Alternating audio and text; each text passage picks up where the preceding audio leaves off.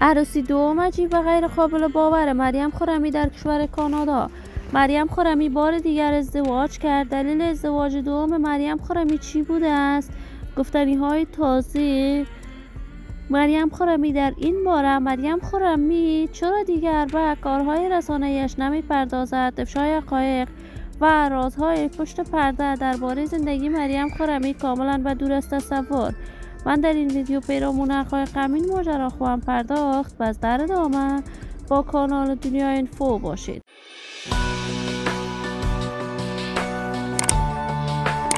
سلام و سلامتی نثار تک تک از شما دوستان و همراهان ارجمند کانال دنیا اینفو.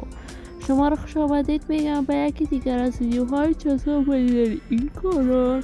اگر دوست کانال دنیا اینفو باشید، پس برای حمایت بیشتر از کانال دنیا اینفو علامت سابسکرایب را فشار دهید تا ویدیوهای دیگر کانال دنیا اینفو را از دست ندهید.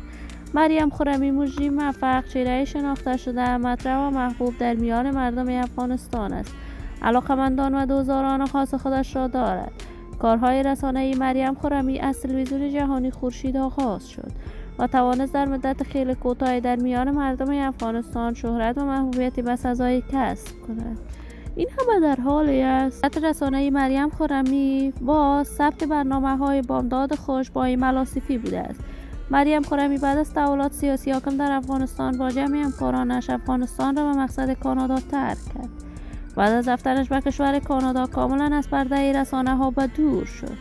دیگر برنامه تازه‌ای نساخت.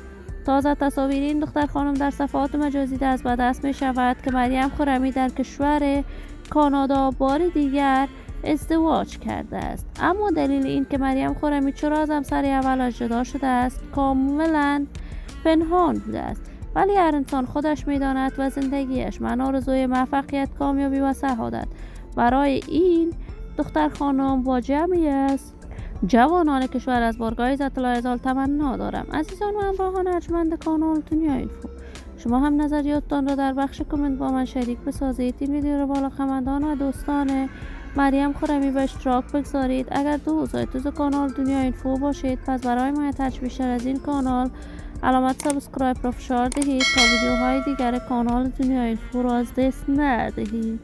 تا درودی دیگر، بدرود.